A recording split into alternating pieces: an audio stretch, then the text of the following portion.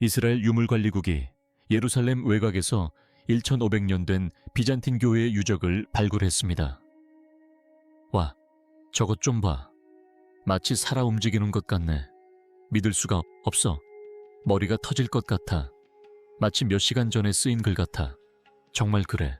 수세기 동안 역사가들은 예수가 한 모든 말이 이미 기록되어 있다고 믿어왔습니다. 그러나 갈릴리 호수 북쪽 해안에서 고고학자들은 이러한 믿음을 완전히 뒤집는 발견을 했습니다. 약 1.5 두남에 달하는 거대한 비잔틴 교회, 유적 아래에는 놀라운 것이 숨겨져 있었습니다. 1500년 넘게 묻혀있던 것은 예수께서 베드로에게 은밀히 말씀하셨다고 전해지는 말씀이었는데 그 어떤 복음서에도 기록된 적이 없는 내용이었습니다. 초기 기독교 신자들이 세운 잊혀진 교회 안, 진흙과 시간의 층 아래 묻혀있던 이 유물이 마침내 다시 세상의 모습을 드러냈습니다. 그리고 이 유물이 간직한 메시지는 기독교 역사상 가장 중요한 순간 중 하나를 재정의할지도 모릅니다. 진흙 아래 숨겨진 모자이크. 갈릴리 호수 북쪽 해안, 요르단강이 호수로 흘러드는 지점 근처에서 소규모 고고학자 팀이 곧 모든 것을 바꿔놓을 발굴 작업을 시작했습니다. 처음 봤을 때는 생명력이 없어 보였습니다. 해안선은 고요했고 땅은 수세기 동안의 홍수로 남겨진 두꺼운 진흙층에 묻혀 있었습니다. 이전 조사에서는 이 지역이 발굴 불가능한 곳이라고 판단했습니다. 하지만 이 팀은 이 땅이 무언가를 숨기고 있다고 믿었습니다. 수세대에 걸쳐 지역 어부들은 수위가 낮아지면 나타나는 조각된 돌들에 대해 이야기해 왔습니다. 이러한 이야기에 호기심을 느낀 고고학자들은 더 깊이 파보기로 했습니다. 발굴 작업은 한여름에 시작되었습니다. 젖은 진흙과 호수에서 풍기는 소금 냄새가 공기를 가득 채웠습니다. 인부들은 천천히 조심스럽게 표면을 긁어냈고 그들의 도구는 단단하게 다져진 흙을 파헤쳤습니다. 날이 갈수록 진흙, 조개 껍질, 깨진 토기 조각 외에는 아무것도 발견되지 않았습니다. 작업은 더디고 불확실하게 느껴졌습니다. 그러던 어느 날 아침 모든 것이 바뀌었습니다. 흙손이 매끄럽고 단단한 무언가에 부딪혔습니다. 그 소리는 일반적인 돌멩이 소리보다 훨씬 날카로웠습니다. 작업팀은 잠시 작업을 멈추고 조심스럽게 도랑을 넓히며 손으로 흙을 파냈습니다. 곧 진흙 아래에서 가느다란 타일들이 일렬로 모습을 드러냈습니다. 처음에는 색깔이 흐릿해서 거의 보이지 않았습니다. 하지만 물이 흙을 씻어내자 색채가 선명해졌습니다. 이후 2주 동안 고고학자들은 체계적으로 작업을 진행하며 구조물의 일부를 차례로 발굴해냈습니다. 마침내 드러난 모습은 숨이 멎을 듯 아름다웠습니다. 두꺼운 돌벽, 깔끔하게 구분된 모서리, 그리고 동쪽 끝에는 곡선형의 방이 있었다. 이것은 단순한 건물이 아니었다. 그것은 고대 교회에서만 볼 수 있었던 특징으로 수세기 동안 진흙 속에 묻혀 있다가 마침내 발견된 것이었다. 조사팀의 현장 기록에 따르면 발굴된 지역은 거의 1.5 두남, 약 2000제곱미터에 달하는 넓이로 수백 명을 수용할 수 있을 만큼 거대했다. 이는 분명 작은 예배당이 아니었다. 비잔틴 양식의 본격적인 교회였다. 보존 전문가들이 조심스럽게 바닥을 닦기 시작하자 공간은 마치 살아 움직이는 듯했다. 먼지 아래에는 놀라울 정도로 잘 보존된 모자이크가 있었다. 무늬는 선명했고 색깔은 여전히 생생했으며 수세기 동안 쌓인 먼지의 영향을 전혀 받지 않았다. 중앙 부근에는 희미한 그리스 문자가 천천히 모습을 드러냈다. 언어 전문가가 그 문자를 한 단어씩 주의 깊게 소리내어 읽자 그 의미가 명확해졌다. 사도들의 으뜸이며 하늘의 열쇠를 가진 베드로. 침묵이 흘렀다. 이 말은 단순한 장식이 아니었다. 그것들은 교회의 심장부에 새겨진 대담한 선언이었다. 글자는 선명했고 줄루는 온전했으며 표면은 놀라울 정도로 잘 보존되어 있었다. 조사팀 중 일부는 그 방이 보존을 위해 의도적으로 밀봉되었을 가능성을 제기했다. 다른 이들은 신중을 기해야 한다며 추가 조사를 통해서만 그러한 이론을 확인할 수 있다고 주장했다. 그렇지만 한 가지 사실은 부인할 수 없었다. 이 모자이크는 분명한 의도를 가지고 설치된 것이었다. 해가 지평선으로 기울자 작업자들은 바닥이 햇빛에 노출되지 않도록 조심스럽게 덮었다. 멀리 떨어진 호수는 저물어가는 빛 속에서 잔잔하게 반짝였다. 그날 저녁 그들은 잊혀진 유적 그 이상의 것을 발견했다는 것을 깨닫고 현장을 떠났다. 그들의 기록에 따르면 모두의 마음속에는 단 하나의 질문이 남아 있었다. 이 모자이크는 어떤 이야기에 속하는 것일까? 그리고 한때 이 모자이크를 둘러싼 마을은 어떤 모습이었을까? 답을 찾기 위해 그들은 성경에 자주 언급되지만 현대 지도에는 없는 곳, 복음서에 기록되었다가 사라진 마을로 역사에 거슬러 올라가야 했다. 모세 율법에 담긴 메시지는 수세기 동안 성경 전체에 울려 퍼진 단 하나의 이름, 베디를 가리키는 듯했습니다. 복음서에 따르면 베디는 베드로, 안드레, 필립의 고향이었습니다. 이곳은 예수께서 처음으로 제자들을 부르시고 초기 기적들을 행하신 곳입니다. 그러나 역사와 시간의 흐름 속에서 이 마을은 사라져 버렸습니다. 1세기 이후 그 이름은 모든 기록에서 서서히 자취를 감췄습니다. 갈릴리 호수 북쪽 가장자리가 홍수로 인해 변하면서 해안선이 바뀌고 마을이 있던 자리는 흔적도 없이 사라졌습니다. 신앙의 시작을 목격했던 그 장소는 점차 흙과 기억 속에 묻혀갔습니다. 4세기경 초기 기독교 순례자들은 베트시더를 다시 찾으려 애썼습니다.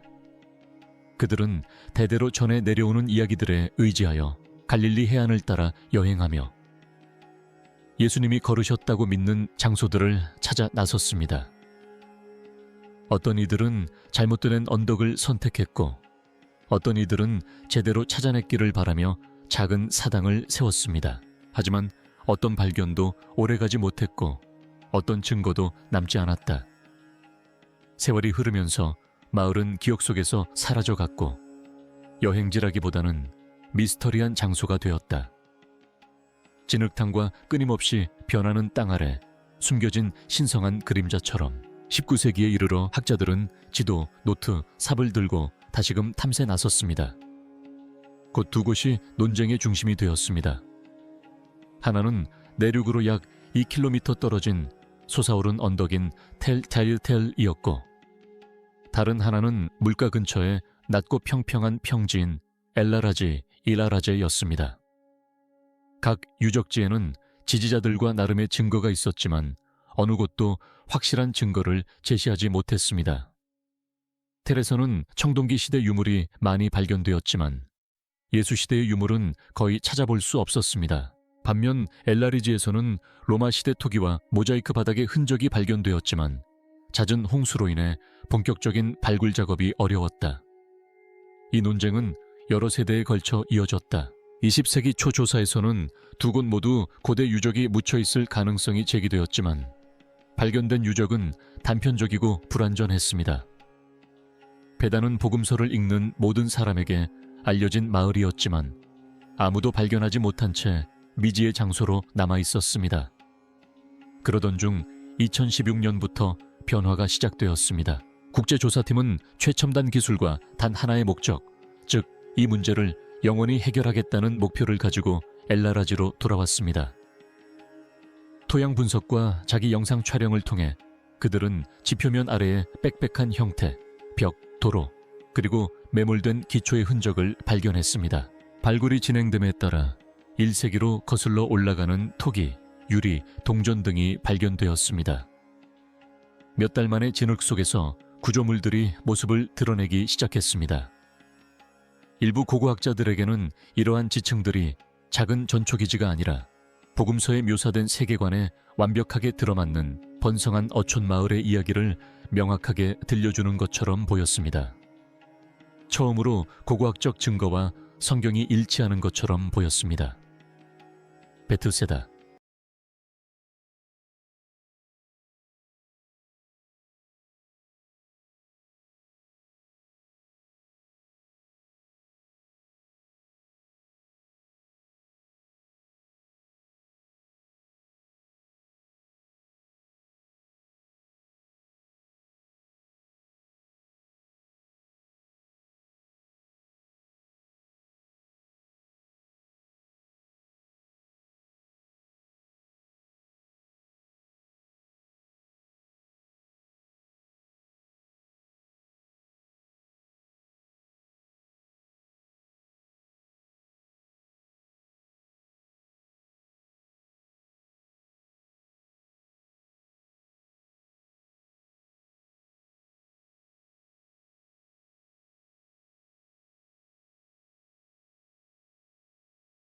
복음서에서 사라졌던 마을이 서서히 세상으로 돌아오고 있었고 땅은 건물들보다 훨씬 더 많은 것을 드러낼 준비를 하고 있었다.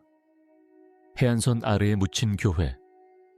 발굴팀은 깊이 파고들면서 옛 마을의 파편, 부서진 벽 조각, 도자기 조각 몇 개, 어쩌면 고대 도로의 일부 정도만 발견할 거라고 예상했다. 하지만 그 대신 훨씬 더 중요한 것이 나타났다. 비잔틴 시대의 거대한 촉이, 기독교 교회의 윤곽이 땅속에서 서서히 모습을 드러내고 있었다. 날이 갈수록 새로운 사실들이 명확해졌다. 처음에는 짧고 고립된 벽처럼 보였던 것이 점차 연결된 방들의 일부로 밝혀졌습니다. 돌로 된 원형 구조물들은 수세기 전부터 그 자리에 단단히 박혀있던 기둥 받침대였습니다. 3주차가 끝날 무렵 연구팀은 구조물의 동쪽 끝에서 곡선형 방을 발견했는데 바로 고대 교회의 제단이 있었을 자리였습니다. 그 순간 의심의 여지가 없었습니다. 이곳은 집도 아니고 창고도 아니었습니다. 교회였습니다. 그 규모는 모두를 놀라게 했다. 바닥 면적은 이 지역의 작은 마을 예배당에서 흔히 볼 수 있는 규모를 훨씬 뛰어넘었다. 구조는 대칭적이고 세심하게 계획되었으며 장인 정신이 돋보이는 뛰어난 솜씨를 자랑했다. 복원 전문가들이 바닥을 청소하자 작고 정교한 패턴으로 배열된 붉은색, 파란색, 흰색 돌들로 이루어진 모자이크가 드러났다. 햇빛이 비추자 색깔들이 마치 살아 움직이는 듯했다. 이곳은 분명 단순한 지역 기도 공간 이상의 의미를 지니고 있었다. 일부 고고학자들은 이 건물이 많은 방문객을 수용하기 위해 설계되었다고 믿었습니다. 발굴이 진행됨에 따라 이야기는 더욱 깊어졌습니다. 교회의 기초 아래에는 1세기까지 거슬러 올라가는 더 오래된 지층이 있었습니다.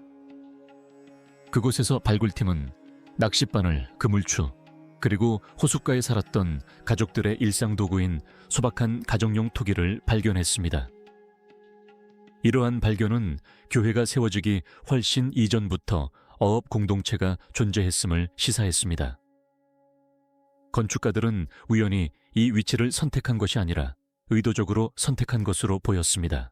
그리고 문헌 기록과 물리적 증거를 함께 연구하면서 훨씬 더 큰 그림이 드러나기 시작했습니다. 8세기 순례자 윌리 볼드는 갈릴리 호수 근처에 사도들의 교회가 있었다고 기록했습니다. 그의 기록에 따르면 그 교회는 베드로와 안드레의 집이 있던 바로 그 자리에 세워졌다고 합니다. 오랫동안 학자들은 그의 말을 역사적 사실이 아닌 전설로 치부하며 무시했습니다. 그러나 엘라라지 유적지는 그의 묘사와 놀라울 정도로 일치했습니다. 발굴 조사 결과 여행객을 위한 객실, 목욕탕 일부, 방문객들이 모일 수 있는 넓은 안뜰 등이 발견되었습니다. 현장 보고서에 따르면 이는 기록과 물리적 증거가 이처럼 명확하게 일치하는 것을 본 가장 근접한 사례였습니다. 이 단계에 이르러 연구팀은 여러 겹으로 이루어진 이야기를 발굴하고 있다는 사실을 깨달았습니다. 먼저 로마 시대에 어촌 마을이 있었고 그 위에 기독교 공동체가 신전을 세웠습니다. 이는 타당한 결정이었습니다.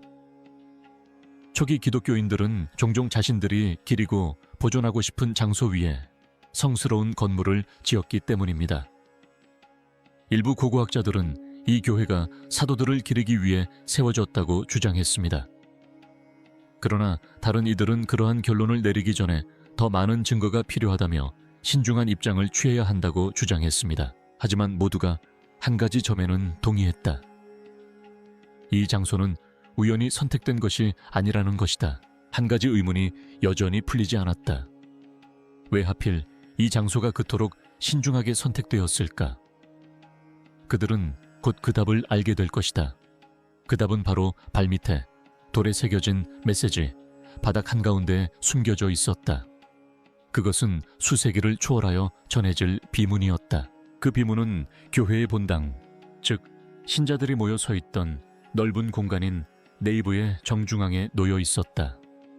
바닥에는 작고 밝은 색깔의 타일로 이루어진 원형 테두리가 박혀 있었고 그 안에는 평평한 비문이 새겨져 있었다. 복원 전문가들은 부드러운 붓과 물을 사용하여 표면을 천천히 조심스럽게 닦아냈습니다. 조금씩 글자들이 다시 모습을 드러냈습니다. 글자가 모습을 드러내자 팀원들은 모자이크 주위에 반원을 이루었고 그리스어 전문가가 차분하고 침착한 목소리로 비문을 낭독했습니다. 처음에는 익숙한 형식이었습니다. 콘스탄티누스라는 사람에게 건축 공로를 돌리고 그를 그리스도의 종이라고 묘사하는 전형적인 헌정문이었습니다. 이런 표현은 그 시대 교회 모자이크에서 흔히 볼 수 있습니다. 그러다 의미가 바뀌었습니다. 비문은 베드로를 사도들의 으뜸이자 열쇠를 가진 자로 기리는 내용이었습니다. 모두가 그 의미를 알아챘습니다. 마태복음의 유명한 구절을 떠올리게 했었습니다. 하지만 마지막 줄을 읽는 순간 방 안의 모든 사람들이 숨죽였습니다. 본문에는 천상의 열쇠에 대한 내용이 있었다.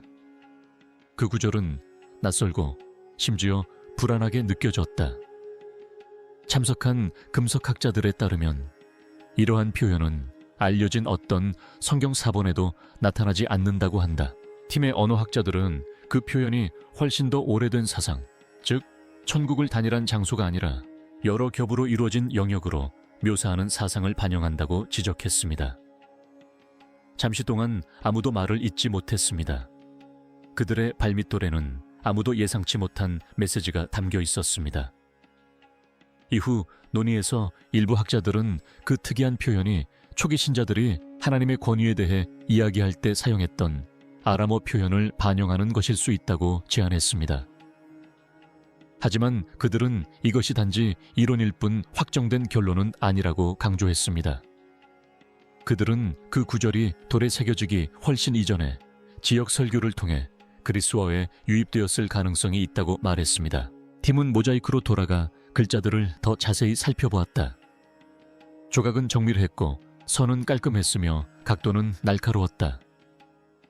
수정 흔적도 간격이 고르지 않은 부분도 없었고 모든 글자가 같은 높이에 있었다. 이것은 마을 장인이 서둘러 만든 작품이 아니었다. 의미와 권위를 담고자 의도적으로 작성된 글처럼 보였다. 현장 조사 기록에 따르면 비문이 매우 잘 보존된 것으로 보아 바닥은 초기에 보호되었던 것으로 추정됩니다. 이는 표면 마모가 거의 없는 이유를 설명해 줄 수 있습니다. 일각에서는 모자이크가 묻히기 전 얼마나 오랫동안 노출되어 있었는지는 실험실 검사를 통해서만 알 수 있다고 경고했습니다. 메시지를 해석하는 것은 훨씬 더 어려웠습니다. 만약 그 문구가 지역 속담을 담고 있다면 모자이크에는 기록된 복음서에는 결코 포함되지 않았던 가르침의 흔적이 담겨 있을 수도 있습니다. 팀원 중 일부는 흥분에 휩싸였고 다른 일부는 불안감을 느꼈다. 몇몇은 내심 그런 아이디어가 여러 방면에서 강한 반발을 불러 일으킬 것이라고 인정했다. 이후 브리핑에서 프로젝트 책임자들은 신중하게 단어를 골랐다. 그들은 비문이 기존 언어를 확장하는 것이라고 말했지만 성경을 변조했다고 주장하는 데까지는 이르지 않았다. 확실한 결론이 나지 않았음에도 불구하고 그 영향은 즉각적이었다. 그곳은 더 이상 흥미로운 교회 유적지가 아니었다. 베드로의 역할과 초기 기독교인들이 예수님의 말씀을 어떻게 기억했는지에 대한 논쟁을 재구성할 잠재력을 지닌 장소가 된 것이다. 편지들은 더 이상 장식용으로 느껴지지 않았다. 그것들은 마치 미래의 눈을 위해 바닥에 새겨진 메시지처럼 의도적인 것처럼 느껴졌다. 왜 그런 메시지가 그곳에 숨겨져 있었는지 이해하기 위해 연구자들은 성소를 건축한 사람들과 그들의 손을 이끈 신앙에 주목했다. 그 신앙은 말씀이 전해진 장소를 기억했다. 기독교 초기 몇 세기 동안 신자들은 성지를 찾기 위해 지도나 기록된 안내서에 의존하지 않았다. 그들은 기억에 의존했다. 교회는 거룩한 순간이 일어났다고 전해지는 곳에 세워졌다. 사람들은 예수나 그의 제자들이 한때 서 있었다고 믿었던 동굴, 우물, 언덕 위에 성소를 세웠습니다. 이는 미신이 아니었습니다. 기억과 도를 보존하려는 의도적인 방식이었습니다. 초기 교회 건축가들은 스스로를 발명가로 여기지 않았습니다. 그들은 이미 알려진 것을 지키는 수호자로 여겼습니다. 이러한 접근 방식은 성지 전역에 걸쳐 신앙의 지형을 형성했습니다. 베들레헴의 예수 탄생 교회는 예수 그리스도의 탄생지로 여겨지는 동굴 위에 세워졌습니다. 예루살렘의 성 세필라 교회는 예수가 십자가에 못 박히고 묻혔다고 전해지는 언덕 위에 세워졌습니다. 나사렛의 수태고지 교회는 천사가 마리아에게 말을 건넸다고 전해지는 장소를 기리기 위해 지어졌습니다. 이 장소들은 어느 하나 우연히 선택된 것이 아닙니다. 가족, 여행자, 지역 사회를 통해 대대로 전해 내려온 생생한 기억을 간직한 여러 세대에 걸쳐 선택된 것입니다. 엘라리지의 교회 역시 같은 맥락을 따르는 듯 보입니다. 건축가들은 이전 세대들이 이미 신성하게 여겼던 땅을 선택했습니다. 건물에는 객실, 세례실, 그리고 넓은 중앙 예배 공간이 포함되어 있었습니다. 발굴 보고서에 따르면 이러한 특징들은 기도나 치유를 구하는 순례자들을 맞이하기 위해 설계된 순례지의 전형적인 모습입니다. 건물의 모든 면은 추모를 위한 것이었습니다. 그 디자인에는 개인적인 표현이나 창의적인 발상은 전혀 찾아볼 수 없었습니다. 목표는 보존이었습니다. 일부 고고학자들은 이 유적지가 구전으로 전해지는 기억을 보존하려는 노력을 나타낸다고 믿습니다. 성당 아래 땅은 예수님의 사역과 관련된 중요한 순간들과 연관되어 있었을지도 모릅니다. 그런 의미에서 이 건물은 하나의 선언과 같습니다. 이곳은 한때 예수님의 말씀이 떨어졌던 곳입니다. 건축가들은 추상적인 개념을 보호한 것이 아니라 바로 이 땅에서 말씀하셨다고 믿는 그 목소리를 지키고자 했던 것입니다. 이러한 관점에서 보면 베드로는 돌에 새겨진 단순한 제자 이상의 존재였습니다. 그는 그리스도께서 직접 주셨다고 믿어지는 약속을 지킨 자였습니다. 그를 사도들의 으뜸으로 묘사한 바닥 모자이크는 단순한 장식이 아니었을지도 모릅니다. 그것은 초기 신자들이 결코 잊고 싶지 않았던 대화를 조용히 상기시키는 역할을 했을 수도 있습니다. 그러나 일부 학자들은 여전히 신중한 입장을 취합니다. 그들은 기록이 없기 때문에 절대적인 확신은 불가능하다고 주장합니다. 하지만 그들조차도 건축 양식, 비문, 그리고 위치의 조합이 의도적인 보존을 시사한다는 데 동의합니다. 이 교회를 지은 사람들은 역사를 새로 만들어낸 것이 아닙니다. 그들은 무언가를 다음 세대로 전승하려 했던 것입니다. 그리고 최근 연구에 따르면 그들이 보존한 것은 단순한 직함이나 이름이 아니었을지도 모릅니다. 그것은 예수께서 베드로에게 하신 바로 그 말씀이었을 가능성이 있습니다. 금속학자들이 모자이크의 바깥쪽 테두리를 청소했을 때 이전에는 아무도 알아채지 못했던 희미한 글자들이 드러났습니다. 그리고 그 글자들과 함께 의미가 완전히 바뀌었습니다. 열쇠, 천국, 그리고 숨겨진 말씀. 세척의 마지막 단계는 일상적인 절차로 시작되었습니다. 보존 전문가들은 일반 조명 아래에서 모자이크 바닥을 촬영하여 눈에 보이는 모든 세부 사항을 기록했습니다.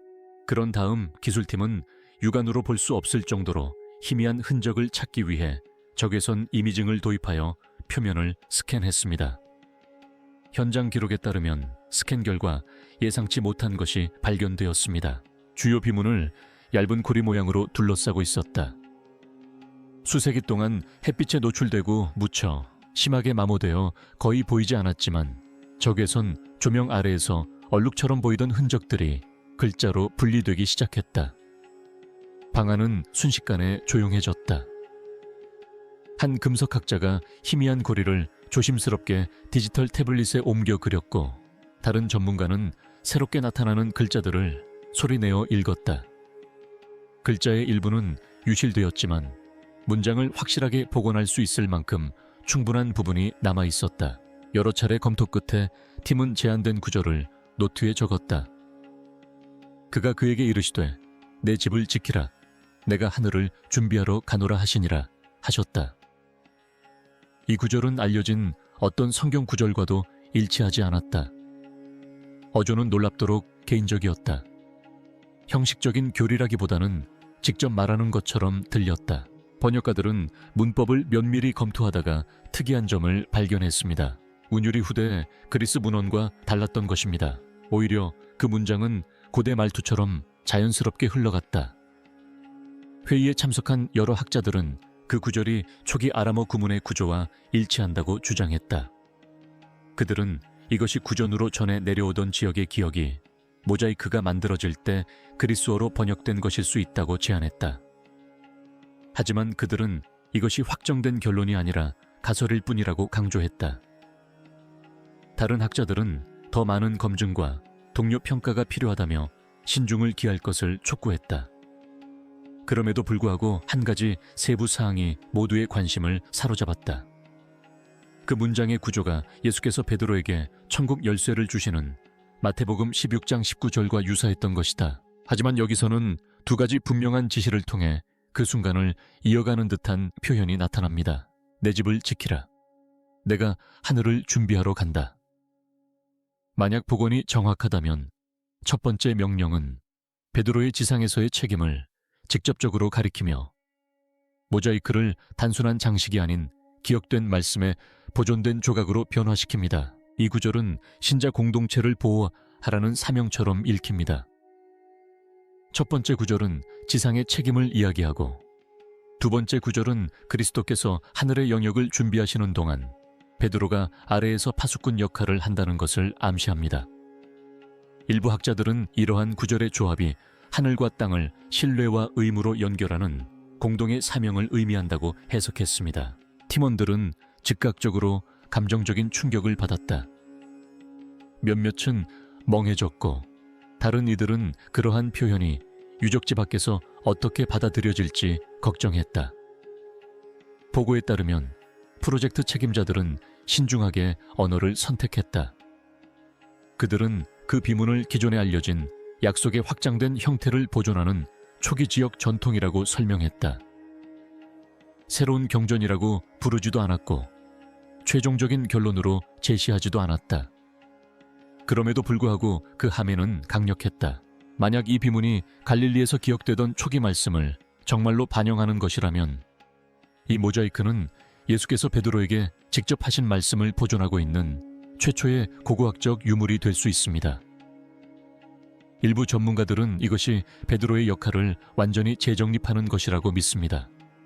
그는 단순히 묻고 푸는 문지기가 아니라 그리스도께서 하늘에서 자신의 사역을 완성하시는 동안 믿음의 가정을 지키는 청지기로 여겨진다는 것입니다. 발굴팀은 보호를 위해 바닥을 다시 밀봉하고 외부 전문가들에게 이미지를 보냈습니다. 며칠 만에 이 소식은 발굴 현장을 넘어 퍼져나갔습니다. 이 소식이 전해지자 신학교, 대학교, 그리고 교회 강단에서 논쟁이 다시 불붙었다. 이 말은 열쇠를 결코 잃어버리지 않은 사도 베드로에 대한 기독교의 모든 가르침에 어떤 의미를 갖는 것일까요? 거의 2000년 동안 베드로의 권위에 대한 질문은 기독교 세계를 형성하고 분열시켜 왔습니다. 그의 역할에 대한 이해를 중심으로 신앙의 여러 분파가 생겨났습니다. 어떤 이들에게는 베드로가 교회의 기초이며 사명을 이끌고 수행하도록 선택된 인물이었습니다. 또 다른 이들에게는 그는 동등한 사람들 중 한 명일 뿐, 명령이 아닌 믿음의 상징이었습니다. 열쇠에 대한 논쟁은 기독교 역사상 가장 오랫동안 지속된 논쟁 중 하나가 되었습니다. 시간이 흐르면서 분열은 더욱 심화되었습니다. 동방교회와 서방교회는 그리스도의 의도에 대해 서로 다른 견해를 보였습니다. 서방에서는 베드로의 수익권이 지도력과 계승과 연결되어 결국 교황권의 기반이 되었습니다. 동방에서는 그의 역할을 정치적인 것이 아니라 영적인 것으로 통치자가 아닌 동등한 자들 가운데 으뜸가는 존재로 이해했습니다. 이후 종교개혁 시대에 개신교 사상가들은 같은 구절을 새로운 방식으로 해석했습니다. 그들은 열쇠가 한 사람의 권위를 나타내는 것이 아니라 모든 신자에게 열려있는 공동의 신앙의 상징이라고 가르쳤습니다. 하지만 이러한 해석들 중 어느 것도 고고학자들이 갈릴리 땅 아래에서 발굴해낸 사실을 지울 수는 없었습니다. 엘라라주의 비문은 로마에서 쓰여진 것도 아니고 황제의 명령으로 만들어진 것도 아니었습니다.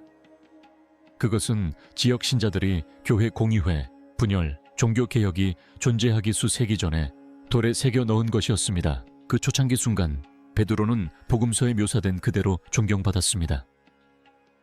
사도들의 으뜸, 열쇠를 지닌 자, 그리스도께서 시작하신 것을 지키는 자로 말입니다. 초기 번역본들에 따르면 그 표현은 개인적이면서도 우주적인 무게감을 동시에 지니고 있었습니다. 베드로를 백성을 다스리는 통치자가 아니라 그리스도께서 천상을 예비하시는 동안 이 땅에서 신앙을 지키는 균형자, 청지기로 묘사했습니다. 신학자들에게 있어 이러한 해석은 논의의 방향을 바꾸어 놓았습니다. 이는 갈릴리 근처의 초기 그리스도인들이 베드로의 소명을 권력이 아닌 섬김으로 보았다는 것을 시사했습니다. 숨겨진 의미에 의문을 제기했던 비평가들조차 한 가지 점에는 동의했다. 그 모자이크는 더 이상 단순한 전설로 치부될 수 없었다. 그것은 물리적인 것이었고 지역적인 것이었으며 고대의 것이었습니다. 신앙의 가장 초기 시대부터 보존되어 온 목소리였습니다. 결국 그 발견은 조용한 자기 성찰을 불러일으켰습니다. 엘라라주 교회는 교리를 보존한 것이 아니었습니다. 기억을 보존한 것이었습니다. 그리고 그 기억을 통해 베드로의 이야기는 시작되었던 그 땅으로 되돌아왔습니다.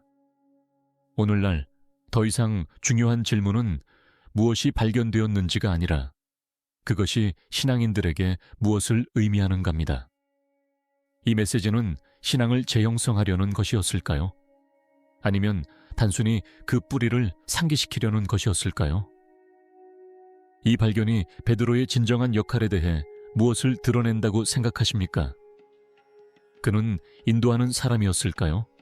아니면 지키는 사람이었을까요? 아래 여러분의 생각을 공유하고 열쇠가 진정으로 무엇을 의미하는지 세상에 알려주세요.